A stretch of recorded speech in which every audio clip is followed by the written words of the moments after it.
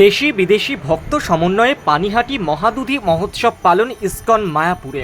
চলছে আষাঢ় মাস, সামনেই প্রভু জগন্নাথ দেবের রথযাত্রা উৎসব উপলক্ষে আলোকসজ্জায় সজ্জিত হয়ে উঠবে ইসকন মায়াপুর।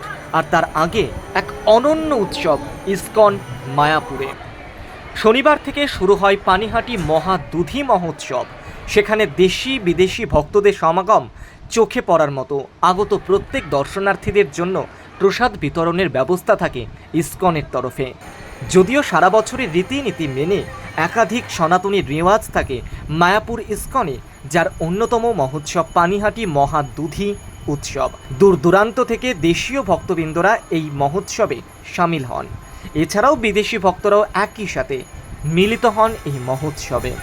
শ্রী চৈতন্য মহাপ্রভুর আবির্ভাব স্মৃতি বিজড়িত ইসকন মায়াপুরে ভক্ত সমাগমের ঢল বয়ে যায় সারা বছরই। বিশেষ কিছু তিথি উপলক্ষে আরও ভক্তের ঢল নামে ইসকনের চন্দ্রোদয় মন্দিরে।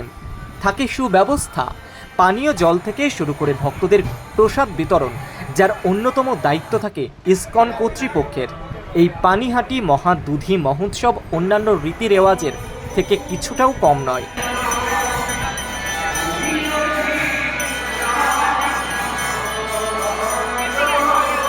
কেন্দ্র শ্রীধাম মায়াপুর সহ বিশ্বব্যাপী বিভিন্ন শাখা কেন্দ্রে ঐতিহ্যবাহী পানিহাটি চিরাদুধি মহা মহোৎসব যথাযথ ধর্মীয় মর্যাদার সঙ্গে এবং উৎসাহ উদ্দীপনার সঙ্গে পালন করা হচ্ছে।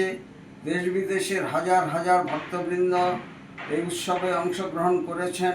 জাতি ধর্ম বর্ণ নির্বিশেষে সকলেই শ্রী চৈতন্য মহাপ্রভুর আশীর্বাদ লাভ করার জন্য প্রয়াস করেছিলেন।